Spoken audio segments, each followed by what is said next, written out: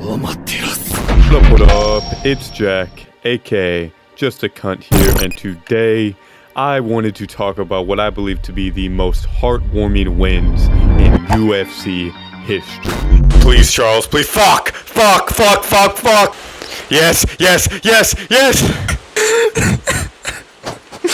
You did it. The type of wins that get you on your feet, jumping up and down with joy, leave you with just a nice warmth in your stomach, you know, like you just got back from church, like you just gave some homeless man some cash, right? Like you did some service to the community, something that makes you want to give back, you know, help out a little bit, you know, not spitting someone's fucking drink. Really something that gives you a reason to live and be an MMA fan. Nonetheless, let's get right into it, starting off with Charles Olivera. You cannot make a list like this without my man Bronx. I mean, he is truly one of the most inspirational fighters. He kind of has it all. He has a lot of losses. He's overcome a lot of adversity. Came from the favelas, had medical problems, you know, entertaining style. One was a comeback victory. I mean, Charles is someone that really, you can't really dislike. You know, maybe you can feel a little overrated, maybe you could feel it's not as good, or maybe you can dislike the fans. But it's difficult, in my opinion, to dislike Charles himself for being such an icon in terms of what it means to overcome adversity in and outside the cage and really come out on top. And while he's starting to hit onto the end of his career, at least at the pinnacle of the sport, and it's starting to go on a downslide, this was a great time to be an MMA fan. Khabib at this point had been retired for a little bit. We're still trying to figure out what's going on. You know, Dustin Poirier's fighting Conor, you know, Gaethje's, you know, coming off a law, or Gaethje was, you know, figuring his stuff out still. You know, it was kind of random, and Michael Chandler was kind of the wrench that got thrown into everything. Coming from Bellator, coming off a big win, an unexpected win over Dan Hooker. And overall, just really shaking things up, and I think it really what the division needed. Going from someone like Khabib, it's very difficult to replicate the aura, the undefeated, the dominance that Khabib had, and the legacy that he left with the Conor fights, with the, you know, Gaethje, Poirier, you know, just the run he was on. And I think it was good. Obviously, the company didn't do it on purpose, but Charles really able to give us something that can give us that same emotions in terms of like the peak, in terms of like looking at the awe of Khabib, how dominant he is, you know, wanting to root for him or against him. Charles gives us a similar feeling where now he's the underdog facing Michael Chandler, this Mike Tyson style, big, powerful guy, you know, comes out there, hurt Charles, almost 10-8s him in the first, you know, tries to get him out of there. Second round, Charles immediately catches him with a slick left hook, ground and pounds, gets the knockout, and you see all the emotion on his face. I mean, same thing with Jose Aldo. Brazilians kind of have this they're very, I don't want to say very emotional, that sounds kind of bad, but they're very expressive in terms of how they feel. And seeing someone like Charles, who had really done so much to get to this point with all the fights he had gone through, with the performances, with the wins, you know, wins over Tony Ferguson, Kevin Lee, you know, coming into this, and what he'd do after this would really cement his legacy as one of the most awe-inspiring fighters of all time. Moving on, though, to Conor McGregor. This one might be a little controversial, but specifically his win over Chad Mendes. The reason why I have him up here is because he's someone that he almost seems too good to be true. You know, trash-talking, knockout artist, slick movement. He kind of has it all. He has a nation behind him, you know, the first real Irish fighter to make it through the top, and seeing him take a nation that was never known, still not now known for really being a fighting or a UFC MMA, you know, nation, be able to take what he had fighting in Ireland, out of Ireland, coming up to this point. This was his first real test. You know, obviously he had Dustin Poirier, but he wasn't really who we know him as today. But Conor going into that Chad Mendes fight against a fucking animal in Chad, who was the second best, who gave Jose Aldo a lot of problems, dropped Aldo, went to war with him, was really, well, not ideal, as Aldo had to pull out due to hurt ribs. Conor McGregor being injured, still taking this fight, he looked rugged. His hair was, wasn't as done. His beard was unkept. It felt like he came in here as a dog, as someone that was willing to fight for it and was hungrier. And that photo of him on the ground with D holding him as he's crying, it really gives the cherry on top in terms of losing your mind in this game, being obsessed with something, to really dedicate your life to it, to really make sacrifices, to understand that if you don't win, your whole life will be a joke. And seeing that dream, at least for men, of seeing your work pay off and really earning it yourself and making a life for you and your family, it gives you a reason to work extra hard. It's something that you can look back on and what made Conor one of the legends. After he'd go on to beat Aldo and he'd go on to beat Eddie Alvarez, have some great performances, but it doesn't have the same raw emotion where it felt like Conor, for how confident he needed this to cement himself, to really prove to himself that he is one of the greatest of all time and that he is that damn good. Moving on to a familiar opponent, Dustin Poirier, his win over Max Holloway the second time. Poirier's one of those guys that was always almost there. If certain things played differently, maybe he landed a better shot on Olivera. Maybe he could have got him out of there. Maybe if he didn't give up his back, against Khabib, if he, was able to not let his hook, or when he's pulled the guillotine, get his legs in place, if he just did some small adjustments that he could, have what it takes against Islam. He was there dogging it, but it just wasn't enough. But seeing him beat Max Holloway, who was a champion, who was a dominant champion, coming up in an absolute war where at first Poirier just seemed too big, too strong for Max, but then he started getting rocked. Holloway started letting some volume. Holloway was coming forward, and this was just a fucking scrap. Just a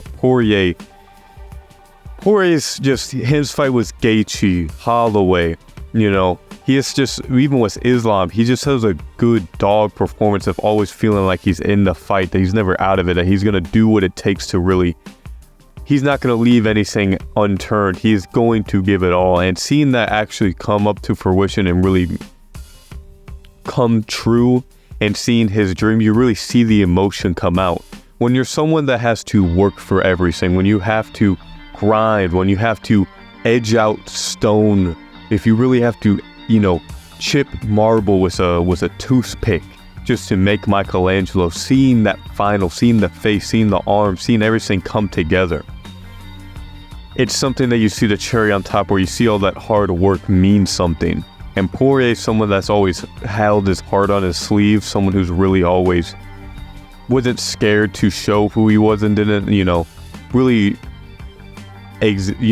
show the good example of what it takes to be one of the best in the world. And I think this fight was, probably one of his highest peaks in terms of that. I've seen him coming on top over a great champion like Max Holloway. It's just something that really gives you butterflies in your stomach, man. But moving on, Merab Dvalishvili, he may be someone that's a little underrated, as everyone was, or at least most was. I didn't like Merab.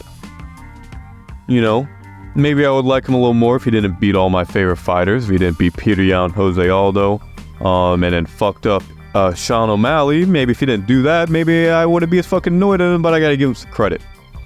Coming from Georgia, learning the language, coming to America, being a construction worker, starting as blue collar and just moving your way up. And Merab is clearly someone that's not talented immediately. He's not like a Francis Ngannou. He's not like a John Jones. He's not one of these guys that just has big intangibles that you can just look at and be like, oh, this guy's a monster. When you look at Merab, he's someone that's short, he's stout, he's big, he's strong, but he's not someone that really has the crazy arm lengths, has the crazy power, has the crazy speed, but he does have a lot of heart. He is that hard work. And you see that grind mindset go up, and you see how that's really started to pay off. At first Merab was someone that, held you against the fence, kind of, used his cardio, bounced around, and, had some great moments like against Moraes, where he showed his ability to recover, but moreover, his ability to add something new to his toolbox. And against O'Malley, even the second time, able to land big shots on him, able to submit him. And in this fight where I'm talking about, where he wins the belt, he's able to really give O'Malley a lot of problems and, land good on the feet, take him down, and you see him having fun in there. And then at the end, you see that moment where it really hits him, that he is the champion, he's the best. A lot of people hated on his stance with Aljamain that he wasn't going to fight him, but I respect it. He's someone that made his legacy on his own and wasn't really to compromise on his morals and his values in order to do what's best. He's someone that earned it, pulled it out the mud, and did it his way, standing on his principles. So you have to give Merab credit for that. Moving on, Brandon Moreno. Now, I'm someone that was Team Figueiredo this whole time. I always was. I still am. I'm a big Figgy fan, but I can't watch Moreno in that second fight drop Figueiredo, choke him out with the rear naked, and just really just pour his heart out. Someone who was cut by the promotion, who lost a lot of big fights, who had to go back to the original scene to win and come back, lost on tough. Every big moment he had, he wasn't able to show up to the occasion, but against Figueiredo, not only did he win in style. He won impressively. He did better, where in the first fight for Figueiredo won, if it wasn't for the point deduction, Moreno really improved, showed his jab, wasn't scared. It felt like he was scared against Figueiredo the first fight, but really went and took it to the monster that is Figueiredo and really looked just like awe-inspiring. So as much as I am a Figueiredo fan, I have to give Moreno credit. He is truly one of the best dogs in this division, one of the best heartwarming stories. Moving on, Leon Rocky Edwards. I am not gonna sit here and let y'all act like everyone hates Leon Edwards now, or that everyone wasn't screaming headshot dead, zinc roof, pound for pound means nothing. Everyone was saying this, and I remember, and I'm not gonna act like this shit wasn't hard as fuck. Now post fight, as soon as he left the arena, it was downhill from there. But before that, Leon Edwards isn't someone that really represents his nickname Rocky. He's not really that type of guy. That's more of a Moreno, that fits a lot of other guys I mentioned in this list. Dustin, Merab, Moreno, more of them type of guys. But him being down, him winning the first round impressively, but then getting tired, being at elevation, Usman just bullying on him, ragging on him, just breaking his will, but Leon Edwards not losing who he is. He didn't just start swinging big overhands, didn't just start going crazy. He stuck to who he was, and that's a sharp, accurate sniper. Someone that can line up the shot, get the scope on the dome. And with someone like Usman, that's not too hard to do. 1-2 head kick, flatlines him out cold in a way that there was no controversy, right? He didn't just, it was, with Pereira's win over Israel Adesanya the first time, there's a little bit where it's like, should they have stopped it? It kind of puts an asterisk on it, but Edwards just shutting that down, flatlining him out cold, sending a message that he is the best in the world, and then going on to beat Usman again, beat Colby, beat the former best guys.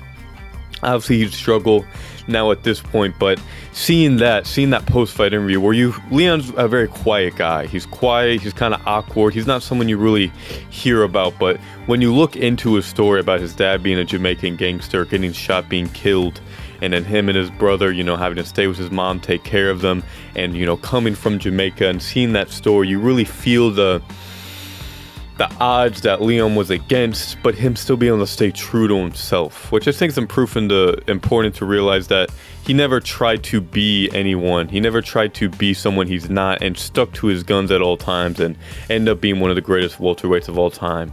Anyway, moving on, Tommy Aspinall. I can't be the only one, man, that, I've been an Aspinall fan, of course, everyone is, but I'm not going to act like I'm on day one. I've watched him since the beginning of his career. I've watched him since he debuted, but I never really, he always was wholesome for sure, but he's never someone that really attached to me, until later in his career. But that Sergey Pavlovich fight where he goes against the boogeyman of the division, the new Francis, the guy that's just running through everyone, that walks across the cage, puts you down, puts you out like the Terminator, and calls it a day. Seen him do that on short notice where, Jones, Stipe falls out, Jones got injured, Stipe didn't want to step up, and seeing him go against the boogeyman on short notice take big shots and then knock him out cold in the first round and then just fall on the floor, literally can't even stand. The amount of motions that second that fight was stopped, it didn't take more than the ref's touch to really set in stone that he is a champion. That, with, someone that had kids when he was young, has a family to take care of, raised by his father. You really see it made him like it was worth it. He's not a joke. He's made it. And that's something that a lot of men, I feel like, have to worry about as when you're starting off, especially when you have a family, when you've made mistakes and when you've put the odds against you, maybe you weren't the smartest in school, maybe you didn't, do the right decision, maybe you got someone, seeing that happen and then taking a risk, going for your dreams, trying to set a life that's better for your family, that's not just grinding at a 9-to-5 job, working overtime, trying to barely make it by, going for the risk, putting your family's life on the line, his wife or his girlfriend taking care of him and his kids while he's going off training. There's so much there that can go wrong, but you see that Tom Aspinall realized he is that good. It was worth it. He did the right thing. He is a good man to his family and really was able to step up and take care of and handle what he needed to. And I think that was a big thing with someone like Aspinall, was make something inspiring, because he's so very much an everyman. He's obviously fucking 6'4", big as shit, and can knock anyone out, but he's not someone that he came from a relatable life, at least for me, in terms of that grind, that every day waking up and deciding what's the best to do, what are you doing now, what's the best for the future, what do you need to get by, and what do you need to get over the situation you're in. And someone like Aspinall going in there against the boogeyman, short notice, clearing him out, knocking him out cold, and getting that belt. And what we know as John Jones ran away like a fucking pussy, taking the undisputed heavyweight championship in New York on short notice, and then later going on to beat Curtis Blades in a rematch, fighting Shogun, showing what it means to be a true champion and a true role model, as one of the best examples of what it means to be a man in modern mixed martial arts. Nonetheless, I hope you guys enjoyed this. Hope you guys had fun. Trying to do a little bit nicer, more wholesome content. Let me know what you guys think in the comments below. Anyway, have a good one.